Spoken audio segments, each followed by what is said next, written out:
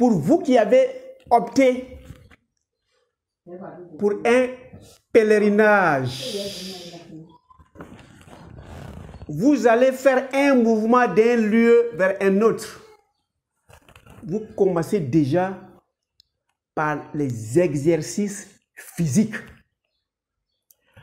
Partout où vous devez partir, vous devez faire un mouvement. Si c'est à l'ambassade pour, je ne sais pas, votre papier, ou bien à la sécurité, pour le visa ou le passeport, vous faites mouvement. Si c'est à l'hôpital, vous faites mouvement. Si c'est allé au passeport, vous faites mouvement. Et si c'est allé à l'aéroport, vous faites mouvement. Et vous allez réaliser que quand vous allez faire votre lieu de culte, 70% de votre spiritualité, c'est la mise en mouvement. Donc, je conclus que le meilleur pèlerin, c'est celui qui fait l'excellence exercice physique.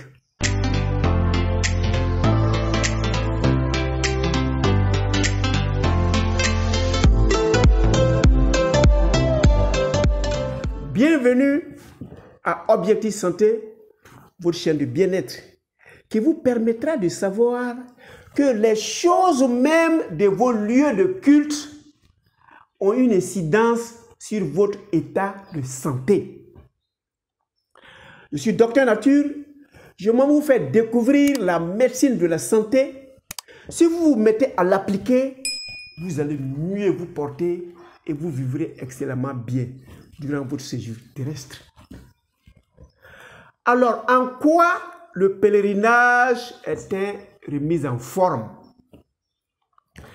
Vous allez réaliser, même si celui qui décide d'aller au pèlerinage et à qui on a donné l'aptitude physique est arrivé sur les lieux sans des difficultés de santé, si on l'encourage à faire les différents cheminements, à suivre les différents itinéraires, à respecter le programme, il sortirait de ce pèlerinage en excellente santé parce qu'il va faire des exercices physiques qui vont repousser la maladie qui est dans son corps parce que, étant dans son lieu de vie habituel, il ne trouverait pas nécessaire de sortir de chez lui, faire le tour de son quartier, chez lui-même. C'est une abomination. Mais comme tu as laissé tomber ton orgueil et que tu suis un guide, celui-là va t'amener à poser des actions physiques et ces actions physiques vont impacter la mobilité de votre corps et vous allez mieux vous porter. Visionnez cette vidéo et nous nous reverrons pour la conclusion. Surtout, le Hajj doit vous permettre d'avoir un esprit sain dans un corps sain à votre retour. Et ce que vous écoutez vous permettront de garder cet esprit sain dans ce corps sain tout le restant de votre vie terrestre. Quand vous arrivez au Hajj, la première des choses que les encadreurs vous diront, surtout les encadreurs religieux, c'est de faire la Umrah. À partir d'un site qui vous détermineront, ils vont vous dire, renouvelez votre intention et cette fois, c'est de faire la Umrah. Je dis, l'intention impacte le psychisme et l'homme est le résultat de sa pensée. L'homme est le résultat de ce qu'il dit et l'homme est le résultat de ce qu'il fait. Donc vous partez quelque part et vous prenez cette intention. Et à partir d'avoir pris cette intention, vous fixez votre pensée à devenir un homme nouveau, à devenir un homme parfait, à devenir un homme en parfaite santé, à devenir un homme tel que le Dieu le Créateur avait fait de nous quand nous quittions au paradis pour cette terre. Et c'est un exercice que nous ferons qui va faciliter notre retour d'où nous venons, c'est-à-dire le paradis.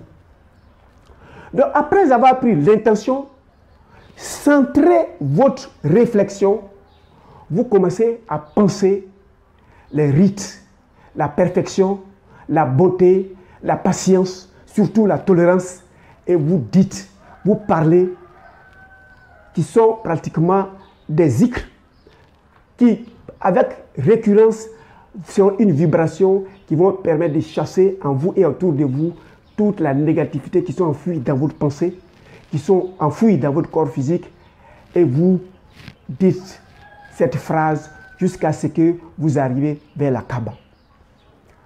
Labaïk Allahumma labaïk, labaïk la sharika laka labaïk, indal hamda wa ni'mata laka wal mulk la sharika la. Pendant que vous chantez cela, vous êtes en train de mettre dans votre psychisme les éléments positifs qui vont repousser la saleté intellectuelle, la saleté spirituelle. Donc vous allez, si c'est bien fait, avec la concentration, avec vos intentions que vous avez dit, vous commencez à sentir un mieux-être. Le stress commence à fuir de vous et autour de vous. Quand vous allez voir la Kaaba, vous venez de finir le deuxième exercice. Le troisième exercice, c'est de faire la circumambulation autour de la Kaaba. Vous continuez de parler, ces paroles qui vont imprégner votre psychisme, et vous allez faire un exercice physique, et vous allez faire le tour de la Kaaba qui est supposé être le centre, et vous allez faire un état circulaire, mais au sens inverse de l'aiguille d'une montre. Donc vous êtes en train de faire trois choses simultanément. Pendant que vous parlez pour imprégner à vous la positivité, vous êtes en train de faire un exercice qui va réveiller en vous, avec les sueurs qui vont sortir, tout ce qui est déchet en vous. Et pendant que vous êtes en train de faire au sens inverse de l'aiguille d'une montre, vous vous déchargez de toutes ces négativités. Donc la circumambulation que vous allez faire autour du Hajj, surtout que vous êtes en train de parler, vous continuez de penser que vous êtes en train de vous dissocier des mots que vous-même vous connaissez, des négativités que vous-même vous connaissez en vous, qui sont en vous, dont vous aviez beaucoup de difficultés de vous détacher. C'est le lieu de vous détacher de vos mauvais caractères. C'est le lieu de vous détacher de la tristesse. C'est le lieu de vous détacher de la peur. C'est le lieu de vous détacher de la joie excessive. Parce que quand la joie est excessive, elle devient prétentieuse. C'est le lieu de vous détacher de la colère. Quand vous aurez fini de faire les 7 tours, et au sens inverse de l'aiguille d'une montre, en principe au 7e tour, vous avez laissé là-bas tous ces vilains sentiments. Vous allez entre les bons Safa et Marwa. Et cette fois, vous faites un exercice linéaire qui a pour but de vous charger de la positivité que vous-même vous souhaitez avoir comme qualité. Ce que vous souhaitez qu'on dise de vous, là, c'est le lieu que vous devez charger. Et vous continuez votre exercice physique encore 7 tours qui va continuer à faire sortir les miasmes, le scorie, les négativités, les méchancetés, les jalousies, les haines. Et vous vous rechargez de la positivité, de la joie, de l'amour de l'autre. Vous vous chargez. Ça vous fait suivre en 7 exercices. Donc ces exercices physiques qui vont réveiller en vous, même les maladies, n'ayez crainte, ces maladies se sont réveillées et vont sortir de votre corps.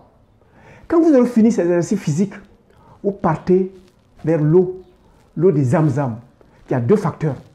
Le premier élément, cette eau a une mémoire d'éléphant. Depuis, les histoires du monothéisme sont imprégnées dans cette eau. Donc quand vous buvez cette eau, imaginez un des prophètes que vous aimez très bien. Si ce n'est pas le prophète Mohammed sallallahu alayhi wa sallam, vous allez imprégner ses qualités en vous en buvant cette eau. En buvant cette eau, physiquement, médicalement, vous vous réhydratez. Évidemment, l'eau que vous avez perdue en train de faire la circumambulation autour de la Kaaba, l'eau que vous avez perdue en train de faire Safa Marwa, vous allez récupérer cette eau en buvant l'eau de Zamzam. Et dans cette eau, elle est pleine de sels minéraux. Tout ce que vous connaissez. Il y a du calcium, il y a le sélénium, il y a le potassium, il y a tous les éléments qui permettront même à votre cellule de faire une réparation à partir de ce lieu-là. Quand vous aurez fini de boire, évidemment, vous partez chez vous. Et pour vous désacraliser, il faut faire une hygiène de vie saine. Vous vous coiffez, vous vous lavez, vous vous brossez, vous vous détachez des cellules mortes qui, en sortant pendant que vous faites votre sport, ils vont tomber pendant que vous étiez en train de vous désacraliser. Et quand vous finissez cet exercice, mesdames et messieurs, vous êtes des hommes nouveaux. Et le conseil que je vous donne, surtout nos personnes âgées, n'allez pas payer des gens qui vont, eux, vous mettre dans des chariots et ils vont faire la circumambulation pendant que vous êtes confortablement assis dans le chariot. Ils vont faire Safar Marwa pendant que vous êtes confortablement assis dans le chariot. Vous n'avez rien fait parce que c'est celui qui a le chariot qui est en train de faire l'exercice qui est actif. Vous êtes dans le chariot, vous êtes passif. On allait faire le Hajj pour être actif. Même si toi, tu prends 3 heures de temps pour faire la circumambulation, prends ton temps, fais. Si ça doit te prendre le temps que ça doit te prendre pour faire Safa Marwa, prends ton temps, fais. Il ne faut pas regarder les autres. Tu fais en fonction de ta capacité et soyez-en sûrs, ça permet d'éliminer en vous toutes les saletés et vous allez faire une remise en forme progressivement à chaque instant quand vous allez faire la Umrah. Et quand le grand Hajj commence, cette fois, vous allez aller vous regrouper quelque part qui est le lieu qui doit vous permettre de consolider en vous ce que vous avez dit pendant que vous étiez, pendant l'intention, ce que vous avez dit pendant la circumambulation, ce que vous avez dit pendant Safar Marwa, ce que vous avez dit en étant en train de boire l'eau de Zamzam, c'est le lieu où vos cellules vont se prégner pendant Arafat. Donc pendant Arafat, pensez à tout ce qui est bon. Dites tout ce qui est parfait et posez des actions dans le sens de la perfection. Quand vous allez quitter là-bas, vous êtes un homme nouveau. Vous êtes Hadja, vous êtes Ladji et vous êtes un homme nouveau. Quand vous allez finir cet exercice, maintenant il faut faire les exercices pour terminer qui n'ont rien d'autre pour vous dire. Luttez quand vous allez finir ce Hajj pour ne pas tomber dans la saleté. Et l'exercice que vous faites pour ne pas tomber dans la saleté, c'est d'aller lapider les 3 stèles. Quand vous allez donner les 3 stèles, le plus petit, c'est vos relations avec les enfants. Quand vous lapidez le grand stèle, le plus grand, vos relations avec les hommes. Quand vous allez lapider le 3e stèle, qui représente nos mères, nos femmes, c'est vos relations avec les femmes. Mais il n'y a que ces 3 qui existent sur cette terre. Les enfants, les hommes et les femmes. Et c'est avec eux, toi, Canadien au Hajj, tu vas vivre quand tu vas quitter là-bas. À partir de l'instant où tu as lapidé les difficultés, le Satan, le stèle, ça veut dire que tu as choisi toi-même de dénouer avec ces 4 grands sentiments qui vont vous faire tomber et vous allez avoir des difficultés avec votre Hajj. La peur, la colère, la joie excessive et la tristesse. Voilà en quoi le pèlerinage était un exercice physique. Vous tombez, laissez tomber ce bas monde, vous partez vers l'inconnu, vous frottez avec des gens qui sont autres que vous ne connaissiez pas avant, et il y a un guide très souvent qui n'est rien face à votre richesse, qui va vous donner des ordres auxquels vous allez vous soumettre et vous allez vous étouffer et les maladies vont disparaître, la sédentarité va fuir et vous allez mieux vous porter. On se voit pour la dernière vidéo pour savoir mais qu'est-ce qu'on doit manger.